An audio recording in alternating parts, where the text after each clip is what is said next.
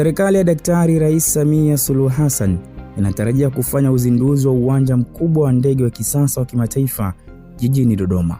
Mradi huo mkubwa unaokadiriwa kugharimu karibu bilioni 360 za Kitanzania umefikia asilimia za mwisho, ikiwa sehemu kubwa ujenzi wake imekamilika, kama njia ya kurukia na kutua ndege yenye urefu wa takribani mita 3600, jengo kubwa la abiria, mnara wa kuongozea ndege, maegesho ya ndege, maegesho ya magari, eneo la biashara, benki, migahawa na maduka, pamoja na bohari ya mafuta ya ndege na vifaa vya zimamoto. Juhudi za serikali ya awamu ya 6 chini ya rais wake Daktari Samia Suluhu Hassan katika kuhakikisha Dodoma inakuwa na sura ya kuwa makao makuu ya nchi. Mwisho ni kukua kwa sekta ya utalii na mikutano. Dodoma inaweza kuwa sehemu rahisi kwa mikutano ya kimataifa, ziara za viongozi na shughuli za kidiplomasia kutokana na kukua kwa miundombinu bora ya usafiri.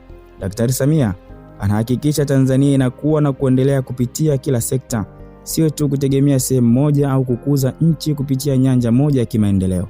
Na hayo ni baadhi tu ya matokeo ya juhudi na jitihada za serikali kwa awamu hii ya 6.